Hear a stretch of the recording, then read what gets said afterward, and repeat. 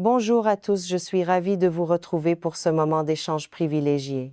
Aujourd'hui, nous allons aborder ensemble, en toute intimité, un sujet qui alimente bien des conversations discrètes dans les cafés qui bordent le Rhône ou la Seine, mais que l'on ose rarement évoquer à voix haute: la sexualité masculine après 60 ans.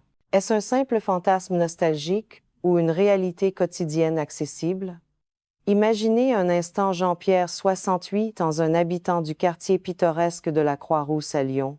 Dès 6 heures du matin, il lasse ses chaussures de sport et part courir doucement le long des quais, la brise fraîche des Alpes caressant son visage. Le soir venu, il rentre chez lui, débouche une bouteille de Côtes-du-Rhône légère et parvient encore à faire rougir sa compagne de 55 ans. On pourrait dire: Jean-Pierre, tu es un jeune homme de 40 ans dans un corps de retraité. Pourtant, il y a une vérité physiologique que je me dois de vous dire, non pas pour vous effrayer, mais pour vous éveiller. L'organe génital masculin fonctionne exactement comme un muscle. S'il est laissé à l'abandon, il s'atrophie. Avant de plonger au cœur de ce sujet vital, prenez juste 3 petites secondes pour cliquer sur le pouce bleu et vous abonner à notre cercle de discussion. Merci infiniment pour votre soutien. Et dites-moi tout de suite en commentaire de quelle ville de France ou d'ailleurs nous regardez-vous. Êtes-vous à Paris, à Marseille, à Bordeaux ou dans un charmant village de Bretagne? Quelle heure est-il chez vous? J'ai hâte de vous lire et de vous saluer personnellement. Maintenant, installons-nous confortablement et embarquons ensemble dans ce voyage vers votre vitalité. Il existe une idée reçue tenace, une croyance populaire selon laquelle l'homme, tout comme la femme, subirait une sorte de fatalité biologique vers la cinquantaine. On imagine souvent que les hormones chutent brutalement, que le désir s'éteint et que le rideau tombe définitivement. C'est une erreur fondamentale. La femme traverse effectivement une ménopause nette marquée par l'arrêt des règles et des changements physiologiques précis comme la sécheresse vaginale ou les bouffées de chaleur. L'homme, lui, ne connaît pas de ménopause au sens strict du terme.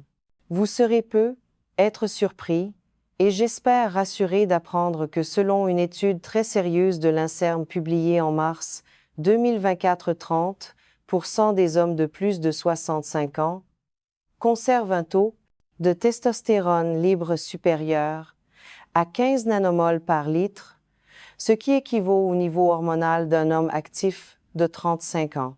Le secret de cette préservation ne réside pas dans une pilule magique ou un traitement onéreux, mais bien dans l'hygiène de vie. Pour illustrer cela, laissez-moi vous raconter ma première rencontre avec Jean-Pierre, l'homme dont je vous parlais plus tôt. Lorsqu'il est entré dans mon cabinet pour ses 60 ans, il était loin de l'image dynamique qu'il projette aujourd'hui. Ingénieur fraîchement retraité, il vivait seul dans un appartement avec une vue magnifique sur le parc de la Tête d'Or, mais son esprit était ailleurs. Il m'avouait avec une certaine mélancolie: Docteur, à 60 ans, je pensais qu'il était temps de raccrocher les gants. Café, journal et attendre la fin, voilà mon programme. Puis le destin s'en est mêlé. Un après-midi d'automne, il a recroisé Marie-Claire, une ancienne camarade de lycée, dans une boulangerie de la rue Saint-Jean. Elle lui a souri avec douceur et lui a dit: Jean-Pierre, tu as gardé ton charme. Mais pourquoi lis-je tant de tristesse dans tes yeux? Cette phrase a agi comme un électrochoc. Jean-Pierre a décidé à cet instant précis qu'il devait changer. La première étape de sa transformation fut symbolique mais cruciale: jeter son dernier paquet de cigarettes à la poubelle. Il se rappelait les avertissements de son médecin de famille, des mots que je répète souvent à mes patients: si vous continuez à fumer, les artères de votre pénis, qui sont extrêmement fines, rétréciront jusqu'à ressembler à une paille. Cocktail bouché. Arrêter de fumer n'était que le commencement d'une refonte totale. Jean-Pierre avait besoin d'un plan d'action global, structuré et bienveillant pour son corps. C'est exactement ce plan que nous allons détailler ensemble. Avant d'aller plus loin, posez-vous sincèrement la question: traitez-vous votre intimité avec bienveillance? Si la réponse est hésitante, sachez que cette discussion arrive à point nommé. Je vous invite à rester attentif jusqu'à la toute fin, car je partagerai un détail crucial, Un exercice de 30 secondes à peine, qui selon une étude de Harvard de 2023, peut augmenter de 70% la qualité des érections matinales. Jean-Pierre l'a appliqué, et 8 ans plus tard, il court toujours. Il aime toujours, et Marie-Claire lui répète souvent qu'il est une exception.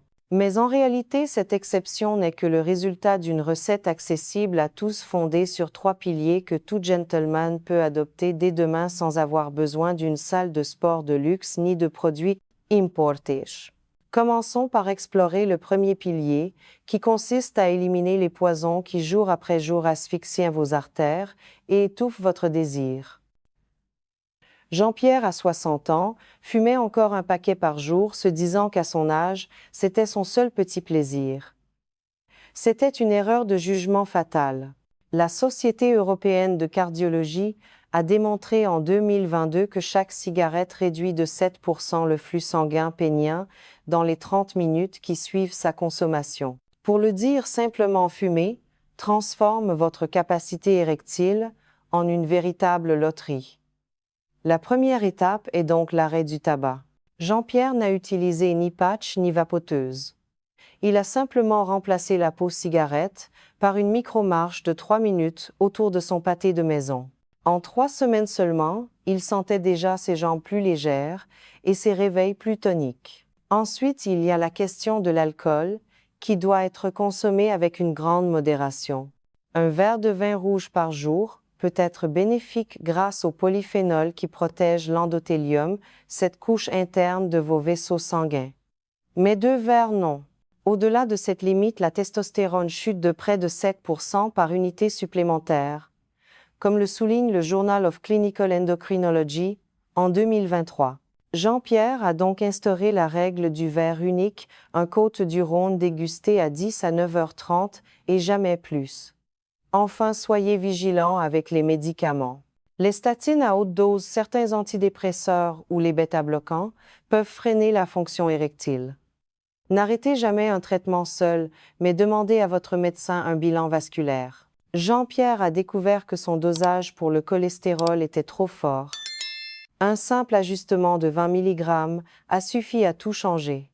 Une fois les freins levés, passons au deuxième pilier, une alimentation qui réveille votre libido plutôt que de l'endormir.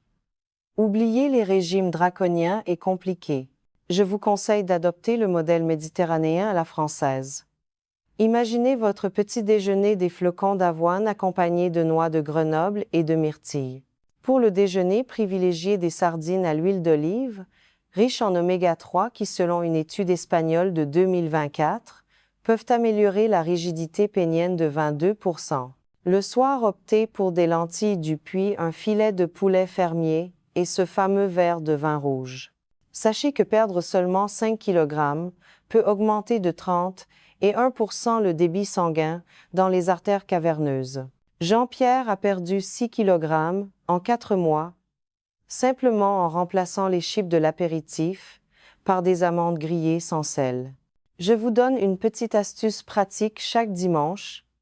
Préparez ce que j'appelle la soupe de la vigueur, avec du potiron, des carottes, du gingembre, du curcuma et une cuillère d'huile de colza. Une tasse chaude avant le dîner a permis à un groupe de 120 hommes, testés à Toulouse, de ressentir un regain de désir de 15% en 10 jours. Le troisième pilier concerne le mouvement, mais un mouvement intelligent. Il n'est pas nécessaire de soulever des charges de 100 kg. Jean-Pierre a découvert la marche nordique à 62 ans grâce à un club gratuit. 3 séances de 45 minutes par semaine lui ont permis de perdre 4 cm de tour de taille et d'augmenter sa capacité respiratoire de 28%. Ses érections spontanées sont revenues dès le 3e mois. Je vous propose un petit exercice là maintenant. Tenez-vous droit, les pieds écartés à la largeur du bassin. Descendez doucement en squat, comme si vous alliez vous asseoir sur une chaise invisible jusqu'à ce que vos cuisses soient parallèles au sol. Remontez en contractant les fessiers.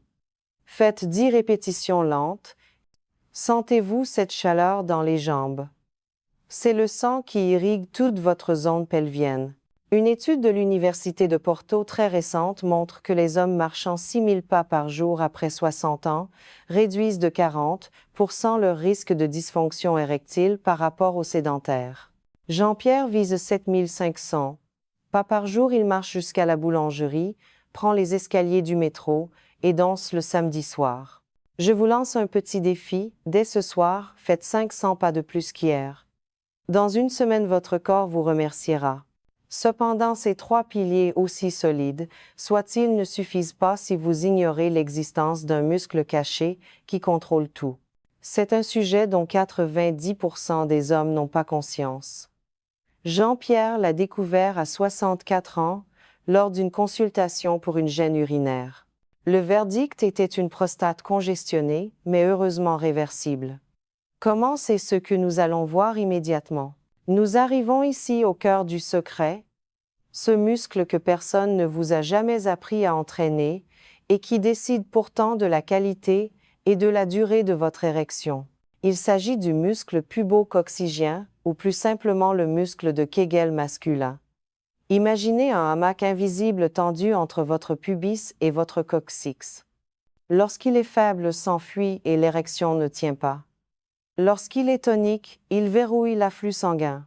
Une méta-analyse de Harvard de juin 2023, portant sur 1400 hommes, a révélé que ceux pratiquant les exercices de Kegel pendant 6 mois retrouvaient une érection matinale dans 72% des cas. Lorsque Jean-Pierre se levait 3 fois par nuit pour uriner, je lui ai expliqué que sa prostate était congestionnée, mais pas encore inflammée. Nous avons tout inversé grâce à l'exercice de Kegel. Voici comment faire en toute discrétion. D'abord, il faut le localiser.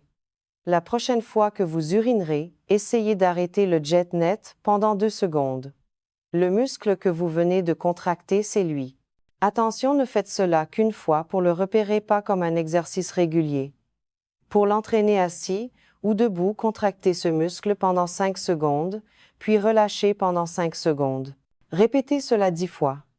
Progressivement, passez à 10 secondes de contraction, puis 15. L'objectif est de faire 3 séries de 15 contractions par jour. Jean-Pierre a commencé à faire cela dans le tramway lyonnais.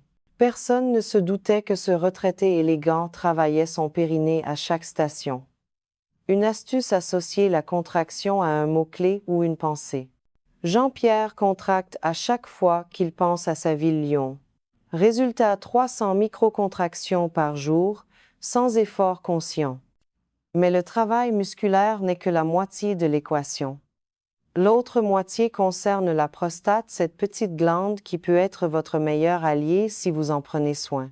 Il faut déboulonner un mythe: le massage prostatique doux n'est pas un tabou médical. Une étude de l'Assistance publique, Hôpitaux de Paris, montre qu'un massage doux à domicile 2 fois par semaine réduit considérablement les risques d'inflammation chronique.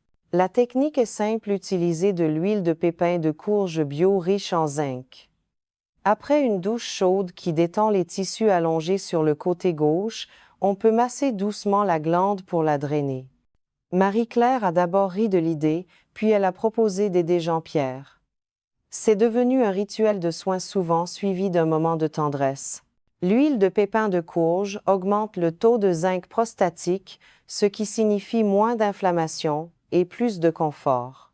Jean-Pierre a combiné cela avec une technique de respiration, le 4-7-8, pour réduire l'anxiété de performance. Inspirez par le nez, 4 secondes, bloquez 7 secondes, expirez par la bouche, 8 secondes.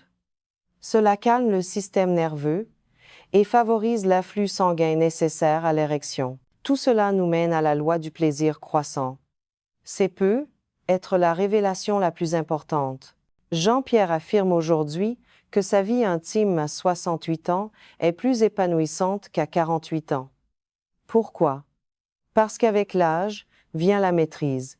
Des sexologues suédois ont mesuré que l'orgasme est souvent plus intense après 60 ans, car l'homme maîtrise mieux son éjaculation. À 30 ans, c'est un sprint. À 60 ans, c'est une symphonie. Le temps de latence éjaculatoire s'allonge naturellement, passant de 4 minutes en moyenne à près de 9 minutes. Cela signifie plus de caresses, plus de connexion et un plaisir partagé plus profond. Jean-Pierre me confiait: Avant, je courais après le chronomètre. Aujourd'hui, avec Marie-Claire, nous prenons le temps de savourer chaque instant. Pour récapituler, voici les 5 clés que vous pouvez emporter avec vous aujourd'hui. Premièrement, zéro poison, tabac, excès d'alcool et médicaments inutiles sont à bannir. Deuxièmement, l'assiette méditerranéenne, sardines, noix, lentilles et votre verre de rouge. Troisièmement, le mouvement quotidien, visez ces 7500 pas et quelques squats. Quatrièmement, le renforcement du périnée et le soin de la prostate. Et enfin, cinquièmement, la respiration 4-7-8 pour chasser le stress. Selon l'Association européenne d'urologie, un homme sur 2 appliquants, ces principes retrouvent une activité sexuelle hebdomadaire, satisfaisante à 70 ans. Jean-Pierre et Marie-Claire partagent aujourd'hui 3 moments d'intimité par semaine, parfois le matin, parfois après, une balade au marché. Elle me dit qu'il est plus attentionné, plus endurant, et surtout qu'il la fait rire. Je vous lance un dernier petit défi bienveillant. Ce soir, avant de vous endormir, faites une petite série de contractions de Kegel en pensant à la personne que vous aimez ou à votre propre vitalité. Demain matin, observez la différence. Si vous croyez que la soixantaine est une nouvelle jeunesse qui ne demande qu'à être cultivée, montrez-le-moi en aimant cette vidéo. Abonnez-vous et activez la cloche pour ne pas manquer notre prochaine conversation où nous parlerons de la libido féminine après 55 ans et des erreurs à éviter avec les conseils d'une consoeur gynécologue. Prenez grand soin de votre désir, cultivez-le comme un jardin précieux et il vous le rendra bien au-delà de 90 ans. À très vite, que vous soyez à Lyon, à Bordeaux ou dans votre petit coin de paradis en France.